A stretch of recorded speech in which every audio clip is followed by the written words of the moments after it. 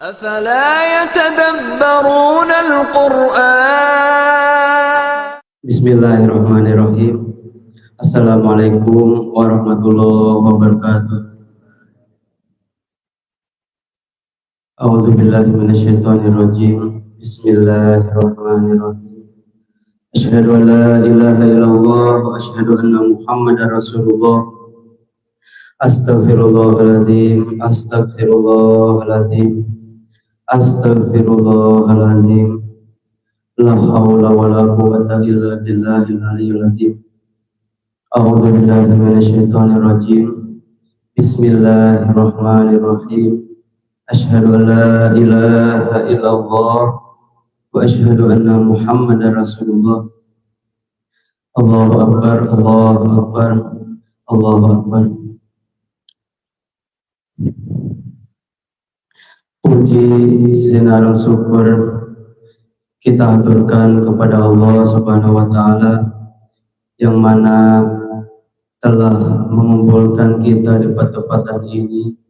Semoga apa-apa yang diperjuangkan, baik harta, tenaga, waktu, pikiran, perasaan, semoga apa-apa yang telah dikorbankan diterima oleh Allah Subhanahu wa taala.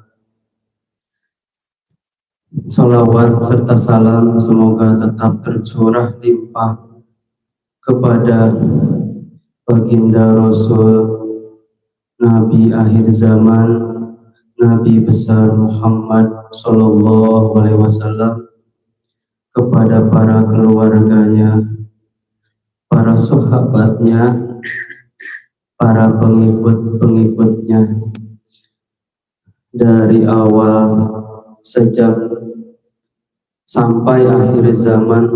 Semoga kita yang ada dan hadir di tempatan ini yang setia menjalankan apa-apa yang telah diamanatkan oleh Rasul, kita dapat melaksanakan dan mendapatkan syafaat nanti di akhir.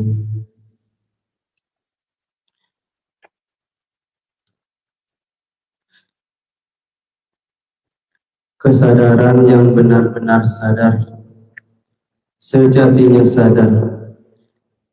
Mula pertama, sadarlah akan Gusti yang Maha Suci, akan Allah nyatanya. Insaflah, sadarlah yang benar-benar sadar. Kita harus sadar akan Gusti yang Maha Suci siang dan malam, setiap waktu, dengan tidak putus-putus. Jangan hanya sekedar sadar saja, akan tetapi kesadaran itu harus diwujudkan dengan ibadah yang nyata. Pergunakanlah sholat yang benar-benar sholat. Dalam mendirikan sholat, pakailah tata tertib dengan hati-hati. Jangan ceroboh dan pikiran kemana saja. Penuhilah dada kita dengan rasa harap dan takut akan Gusti yang Maha Suci. Jika tidak demikian,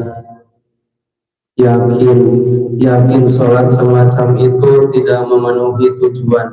Sebaliknya, bila kita betul-betul memenuhi syarat-syarat pedoman sholat seperti yang dimaksud di atas, Gusti Allah tidak akan ingkar dari janjinya, pasti akan dilindungi selama-lamanya, dan segala maksud akan dikabulnya. Maka dari itu, pikiran kita jangan dibiarkan berloncat-loncat kemana saja. Pusatkan dan persatukan erat-erat dengan hati. Tunjukkan lurus hanya kepada Allah. Isilah hati kita dengan keyakinan bahwa tidak ada lagi pangeran yang wajib kita sembah, melainkan hanya Gusti Allah yang tunggal, dan bahwa Nabi Muhammad Sallallahu Alaihi Wasallam adalah Rasulullah, utusan Allah. Jangan sekali-kali salah menyembah, misalnya kepada kayu, batu ataupun kuburan yang tidak diizinkan sama sekali oleh Allah Subhanahu wa taala. Kelakuan serupa itu berarti mengingkari Allah, akan jauh dari Rasulnya. Maka dari itu haruslah kita waspada agar jangan salah menyembah. Yang wajib disembah oleh kita penganut agama Islam. Tiada lain, hanya Allah yang tunggal. Camkanlah hal ini di dalam hati kita dengan penuh keyakinan agar tidak dapat ditipu orang. Disuruh menyembah yang bukan-bukan, musyrik kepada Allah Subhanahu wa taala. Laksanakanlah dengan sungguh-sungguh sholat 5 waktu benar-benar dan nyata, serta bertekadlah ingin bertobat karena mengaku banyak dosa, baik yang terasa maupun yang tidak terasa. Setelah itu selesai dan beres sholatnya, panjatkanlah permohonan kepada Gusti Allah apa yang dikehendaki kita. Memohonnya harus sungguh-sungguh dengan menangis-nangis di dalam hati, dengan penuh keyakinan dan tidak ragu-ragu, disertai sabar dan tawakal, teguh dan erat. Demikianlah caranya memohon pada Allah. Sepanjang belum dikabulkan, teruslah memohon, jangan bosan-bosan. Dalam menempuh perjalanan suci, kita harus berhati-hati, jangan sampai memperolok-olokannya. Penggodaannya banyak sekali, terlihat wujud dan terang. Penggodaan-penggodaan yang menyerang kita datangnya dari segala lapisan dan beraneka macam rupanya. Semuanya bermaksud agar kita terkalahkan, tak kuat mempertahankan. Inilah yang dimaksudkan perang sabit, bukan perang saling tembak-menembak dan bacok-membacok, akan tetapi perang batin antara nafsu yang buruk atau jahat dan yang baik dan benar. Maka dari itu perkuatlah, perteguhlah iman dan keyakinan kita kepada Allah Subhanahu wa taala. Insya Allah apabila kita kuat, kita akan keluar sebagai manusia yang unggul, hidup selamat serta mulia selamanya. Segala maksud dan cita-cita dikabul dan tercapai, dan memang itulah yang dijanjikan Allah kepada umatnya yang bersungguh hati, teguh berkeyakinan, bertobat dan bermohon langsung dan hanya kepada Allah saja. Hidup di dalam dunia ini harus cermat dan berhati-hati. Janganlah berlaku sembarangan dan ceroboh dalam segala hal yang dimakan, dipakai, dan lain-lain sebagainya. Perhatikan dahulu mana yang halal, mana yang haram. Jangan menurut sekehendak nafsu. Pilihlah dengan hati-hati. Carilah sesuatu yang halal.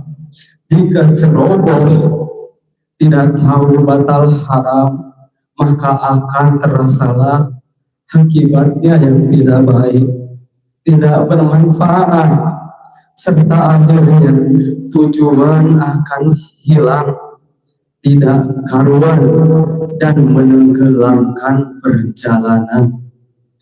Tak akan menemukan kembali jalan pulang. Oleh karena itu, untuk sekian kalinya, berhati-hatilah, ingatlah akan perhitungan kelak di kemudian hari. Kita mengaku sebagai orang Islam. Kita menginginkan segala sesuatu yang sempurna. Kita menghendaki mempunyai hati yang bersih, terang. Maka dari itu, sesuaikanlah akhlak, tingkah laku kita dengan agamanya. Peliharalah kesadaran, keadilan, janganlah lengah, teledor, dan mempunyai perasaan hidup sendirian. Demikian pembacaan buku penggugah batin. Judulnya bisa dibuka di halaman 8 di Pustaka Majelis YPPI Jago Tapok. YPPI Jago Tapok. Dan apa-apa yang telah dibaca dari penggugah batin ada manfaatnya dalam kehidupan sehari-hari. Sekian, wabillahi taufiq wal hidayah. Wassalamualaikum warahmatullahi wabarakatuh. Bismillahirrahmanirrahim. Assalamualaikum warahmatullahi wabarakatuh. A'udzubillahi minasyaitonirrajim. Bismillahirrahmanirrahim. Asyhadu an la ilaha illallah, asyhadu anna Muhammadar Rasulullah. Astaghfirullahalazim, astaghfirullahalazim, astaghfirullahalazim. La haula wala quwata illa billahil aliyyil azim. Alhamdulillah, tawakkaltu 'ala Allah, la haula wala quwata illa billah. Asyhadu an la ilaha illallah wa asyhadu anna Muhammadar Rasulullah. Allahumma sholli ala sayyidina Muhammad wa ala alihi sabatihi asma'in, amma ba'du. Alhamdulillah, puja-puji syukur kehadirat Allah Subhanahu wa Ta'ala yang pada malam hari ini begitu banyak dan tak terhingga nikmat yang tercurah kepada kita semua, sehingga berkat nikmat itulah semua kita bisa berkumpul, ngariung. Nah, lupa lagi loh kalau ngariung ngejongprok, ngamprok jongok di ini majelis guna menghadiri pengajian rutin kita setiap malam minggu. Mudah-mudahan langkah kita semua dari rumah ke pertapatan ini mendapatkan keberkahan dari Allah Subhanahu wa Ta'ala. Amin.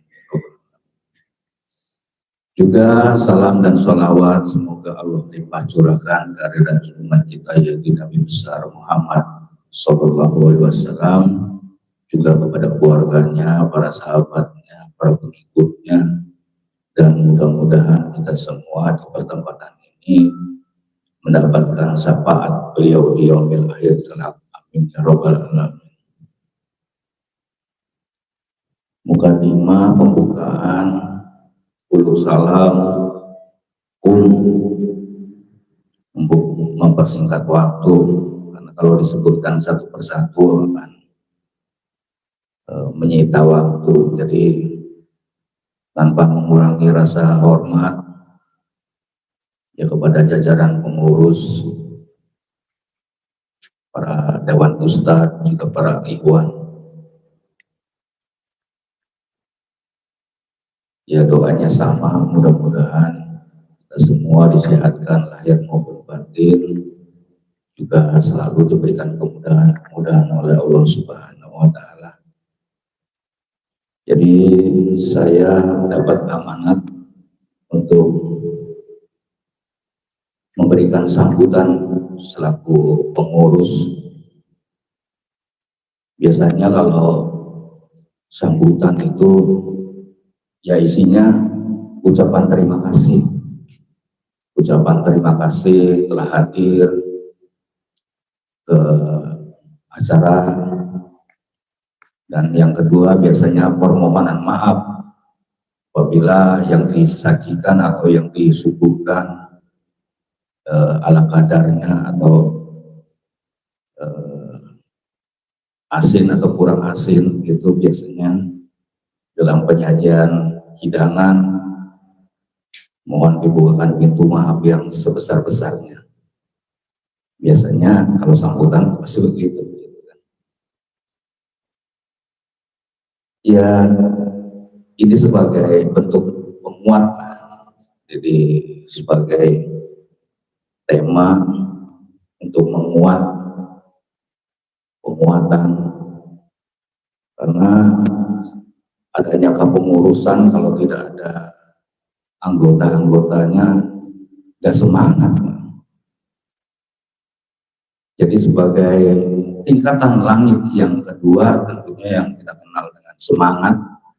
Yang pertama adalah niat. Kembali kita ulang-ulang, selalu kita ulang-ulang. Tingkatan langit itu niat, semangat. Semangat itu adalah perlu kebersamaan.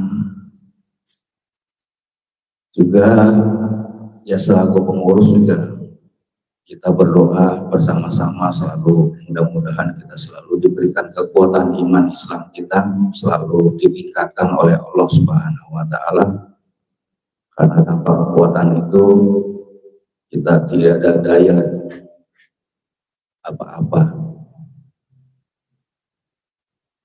Jadi kembali kepada penguatan tadi, dan perlu semangat.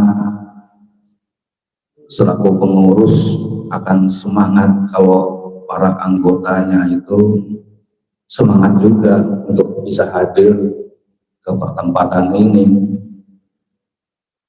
Ya, kembali kepada niat kita. Sebelum semangat itu ada niat-niat kita untuk kita bisa berkumpul, karena dulu kita dari rumah ke rumah ke pertempatan selalu untuk bertemu itu gak punya tempat. Jadi rumah siapa yang punya kesediaan untuk menampung, ya kita bertemu di situ. Dan kita punya niat, kita akan punya majelis. Alhamdulillah Allah kabulkan niat kita. Nah, tinggal kalau perlu semangat lagi.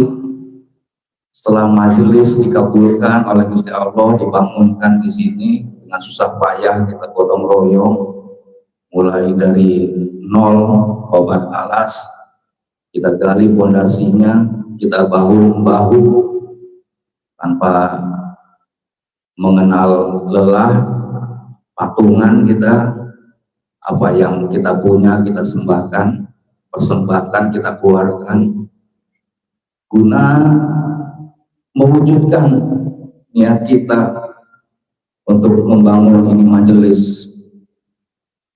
Setelah kita bangun, ya tentunya akan sangat disayangkan kalau tidak ada isinya. Tadi kan Ustadz juga menyinggung bahwa ada ruang kosong. Nah, ruang kosong ini kalau tidak diisi, tidak akan bermanfaat, Pak. Tidak akan mencapai langit yang keempat. Ruang kosong ini kalau tidak diisi, ya menjadi kosong saja, tidak ada manfaatnya. Makanya perlu kita saling transparansi, ya, saling membangun komunikasi, apa yang perlu kita benahi, apa yang perlu kita isi guna majelis ini supaya tidak kosong. Jadi bukan hanya tugas selaku pengurus, tapi juga ada kewajiban dari para anggota untuk mengusulkan, ayo kita bareng-bareng bersama-sama, karena tadi di awal kita sama-sama tingkatkan iman dan Islaman kita, maka ya bersama-sama itu, sehingga kalau bersama-sama itu atau istilahnya berjamaah akan timbul kekuatan, akan timbul semangat. Bisa kita rasakan lah kalau kita sholat berjamaah itu akan ada suatu rasa semangat yang lain. Lain kalau kita sholat sendiri itu mungkin bisa males-malesan gitu. Tapi kalau kita sholat berjamaah itu ada rasa kekuatan yang lain yang bisa kita rasakan. Jadi ya itulah kalau bila ada semangat yang mulai tergerus oleh tadi, kalau istilah ada sebuah salah sih sebenarnya istilah apabila kita mengejar akhirat maka dunia akan mengejar, ya namanya mengejar kejar-kejaran gitu kan. Saya rasa statement itu salah. Jadi sebenarnya apabila kita melayani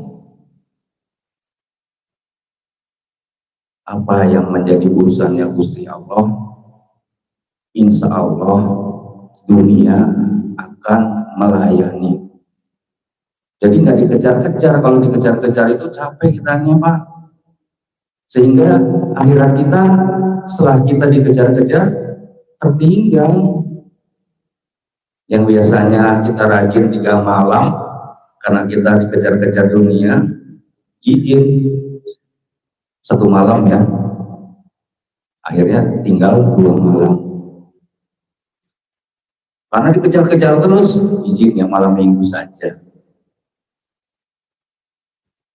Nanti timbulnya sebulan sekali aja ya saya datangnya ya, karena selalu dikejar-kejar.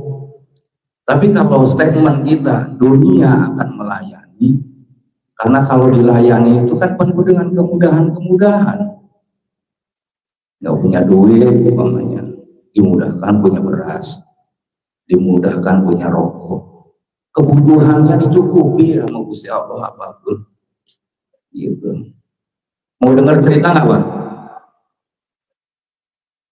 Ya ini bukan sombong ya, bukan sombong.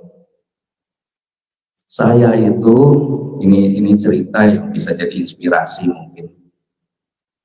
Untuk menyekolahkan anak itu tidak punya uang Pak. Nggak kebayang saya bisa menyekolahkan anak itu. Kalau kita dipikir-pikir itu mungkin nggak akan mampu lah untuk menyekolahkan anak.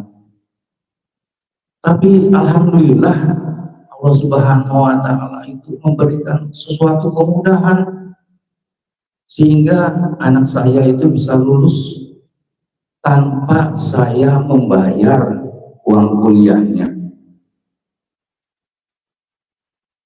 Walau alam lah.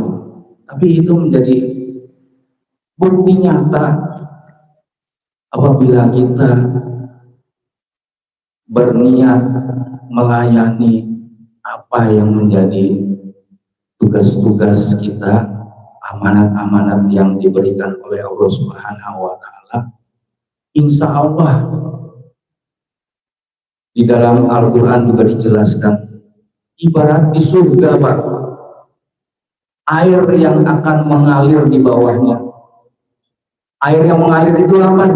Otomatis, tidak kita minta, otomatis air itu akan mengalir. Baik rezeki, baik kesehatan, baik kemudahan, tanpa kita minta air itu akan mengalir. Ibaratnya seperti itu gambarannya. Jadi ya ini sebagai penguat, jangan ragu, yakinkan.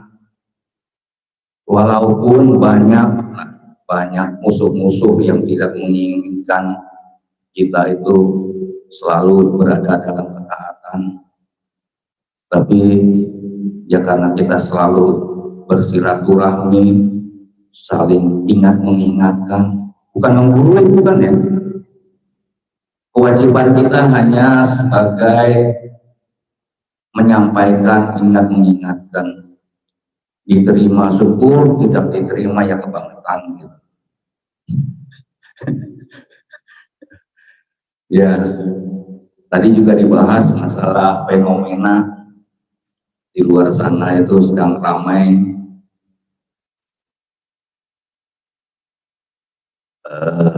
Ya sebenarnya sih tidak usah dipersoalkan lah yang begitu-begitu.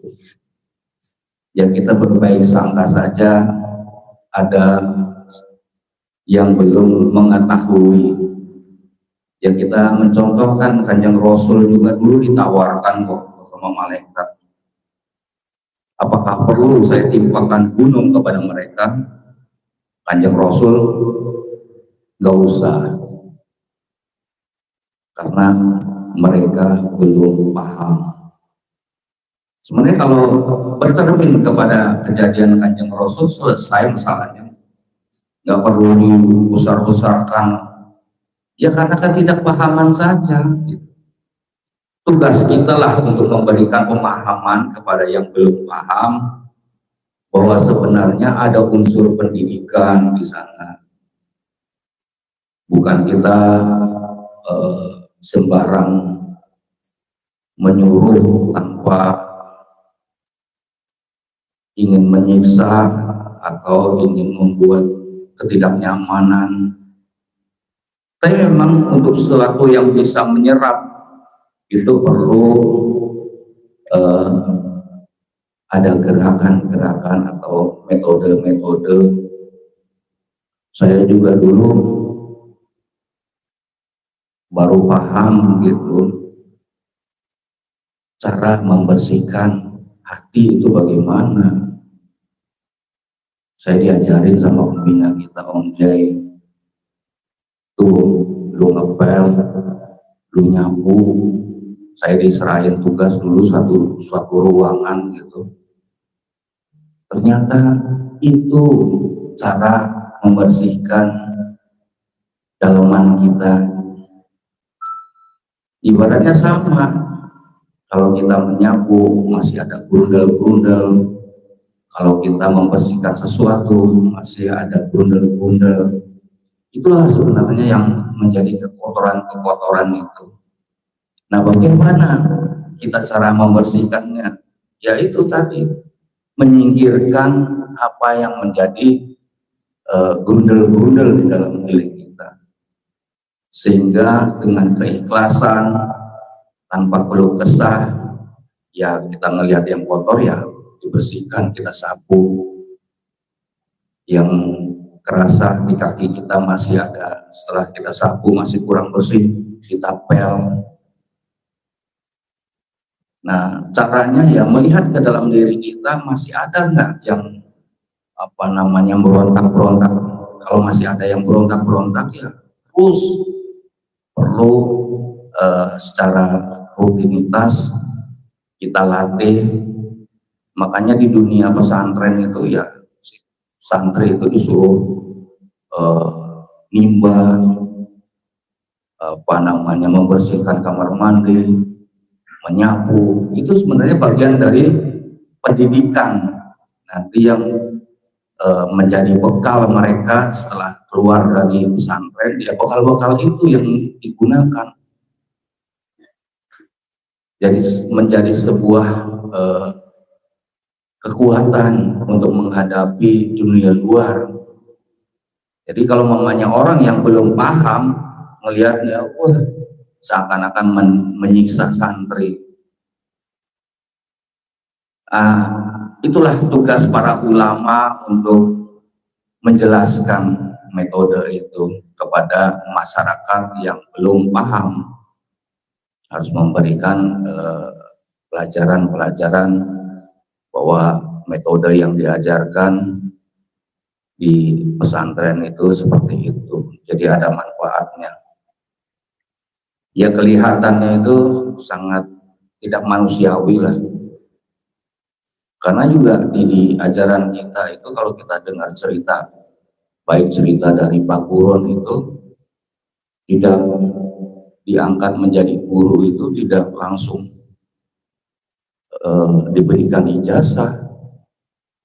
Tapi digojlok dulu sama eyang, disuruh nurunin batu setrek.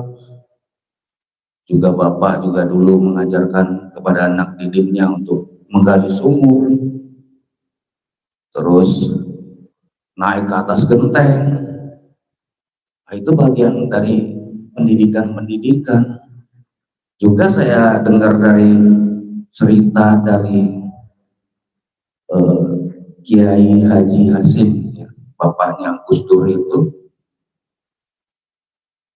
dia tidak ikut ngaji seperti kayak gini, orang-orang ikut ngaji gitu. Dia malah disuruh bantuin ibunya, gurunya untuk nyari kayu bakar, nimba air di sumur. Tapi dialah yang menjadi guru. Karena kalau lulus untuk menghadapi ujian itu ada kerinduan dari seorang guru untuk menyerahkan ilmunya. Karena dia tulus mengabdi. Lain kalau yang sering ngaji hadir gini, nerima ujangan gitu, kadang masuk ke telinga kanan, keluar lagi ke telinga kanan, gak sempat mampir gitu kan. Ketulusan itu nggak bisa dilihat. Tapi kalau dengan gerak itu bisa diukur, oh dia tulus. Seperti itulah dalam menyikapi yang nggak usah dibikin-bikin ramai juga. Ya juga harus bisa menerima para ulama itu autokritik. Ya kita lihat bercermin kepada Kanjeng Rasul, beliau itu adalah pemimpin umat. Kalau beliau mau kekayaan dengan cara gampang, tapi kita bisa melihat ceritanya itu beliau tidak memanfaatkan itu. Beliau selalu hidup sederhana, karena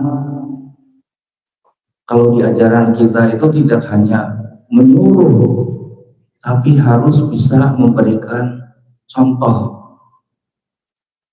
Karena saya ingat dari Uwa itu, apabila dia memberikan suatu perintah, kamu puasa besok ya, Uwa itu ikut puasa juga.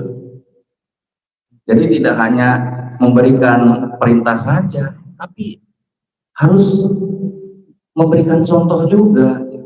Jadi sama-sama melaksanakan perintah itu. Ya rahasianya nggak tahu lah, tapi nanti bisa dicoba.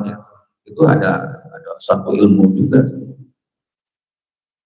Kita menyuruh umpamanya, kamu sholat, memberikan contoh pada anak-anak, anak istri, oh kamu sholat, kamu nggak sholat, ya perintah itu tidak akan ada apa-apanya, hanya menjadi kesia-siaan belaka apabila sang bapak tidak sholat juga. Jadi sama-sama harus bisa memberikan contoh. Inilah perlu, walaupun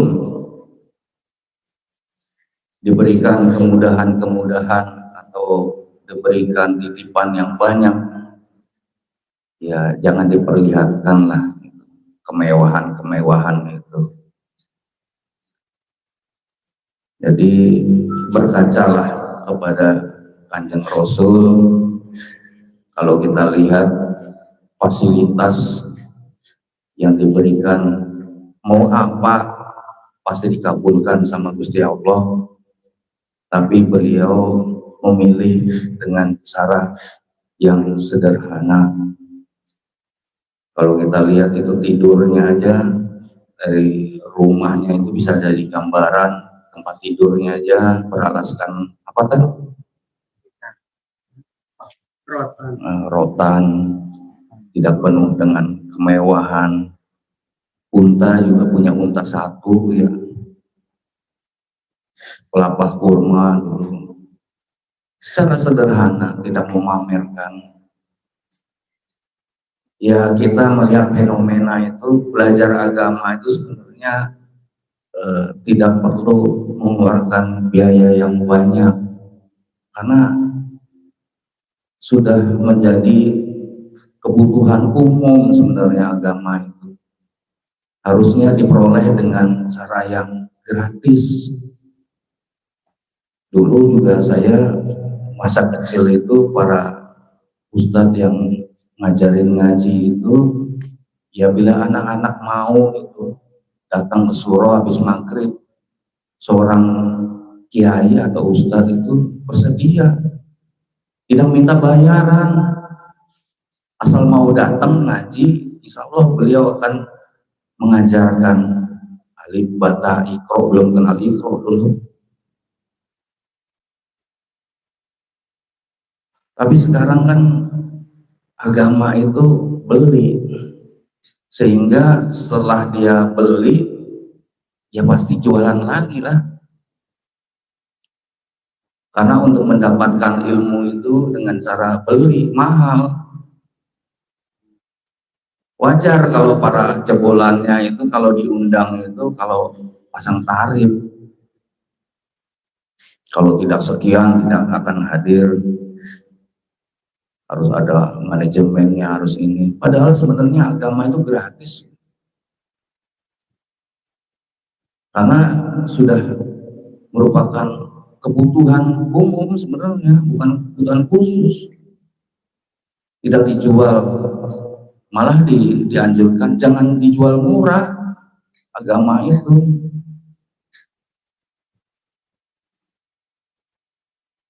Ya, begitulah fenomena mungkin semakin masanya semakin panjang, sehingga yang menjadi intisari itu menjadi pudar. Itulah tugas-tugas kita untuk selalu mengingatkan kembali kepada inti atau papakem yang sudah dicatat, karena ya akan tidak ketemu saripatinya gitu kalau hanya sudah banyak tambahan-tambahan.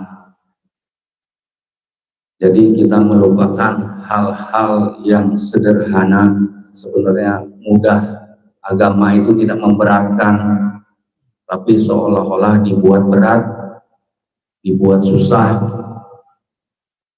sehingga yang ingin belajar itu ya dibisniskan darinya. Ya tidak jauh dari akhlak lah sebenarnya, akhlak kita di dalam pergaulan kita di masyarakat bagaimana, ya kan? Ya, untuk mengatur itu agama sebenarnya. Jadi itulah pesan-pesan dari, sudah panjang dari jam 2 karena ada acara lain. Jadi review lagi lah niat-niat kita, apa yang menjadi niat kita. Karena saya ingat dulu juga, kalau bisa seminggu itu full kita bertemu, karena di dalam perjalanan ini banyak begalnya. Karena kalau kita tidak sering bertemu, rawan begal, sehingga kita rapatkan yang tadinya sebulan sekali, kalau bisa tiap malam minggu kita bertemu. Merasa kurang, tambahin di Manggarai, di Tambun, sehingga tercetuslah 3 malam, malam Jumat, malam Sabtu, malam Minggu. Kembali kepada niat kita awal-awal, yuklah kembali semangatkan lagi karena semangat timbul kalau tidak bersama-sama ya akan tenggelam, terkikis oleh waktu. Jadi kembali sebagai pengurus untuk supaya kepada langit, mencapai langit yang kedua, kita review kembali niat-niat, apa niat-niat kita baca kembali, kita ulang-ulang kembali. Oh iya, saya lalai, saya akan kembali bersemangat. Semangat kita manfaatkan, kita tularkan kepada yang belum bersemangat, kita kobarkan kembali. Ayo, tugas kita semua bukan hanya tugas pengurus. Apabila ada ketemu Iwan, ayo ajak lagi ngaji, ingatkan kembali. Masalah nanti dia mau ikut atau tidak ikut, tugas kita sudah selesai di sana dan tidak akan sia-sia karena selalu dicatat oleh Gusti Allah Subhanahu wa Ta'ala. Ya, itulah, mudah-mudahan kita semua selalu diberikan kekuatan dan kemudahan oleh Allah Subhanahu wa Ta'ala sehingga semangat lagi kita. Kalau kita ramai itu masih ada ruang kosong, masih bisa diisi, di sana masih bisa diisi. Itu tadi yang dibahas oleh Ustadz, ada sebuah ruang kosong. Jadi untuk sampai ke langit keempat, karena kita tahu maksimal kita ke langit keempat yaitu manfaat. Kalau ruang-ruang kosong itu tidak diisi, tidak akan sampai kepada tingkatan atau langit yang keempat itu. Begitulah kurang lebihnya. Saya mohon dibukakan pintu maaf yang sebesar-besarnya. Wabillahi taufiq wal hidayah. Assalamualaikum warahmatullahi wabarakatuh.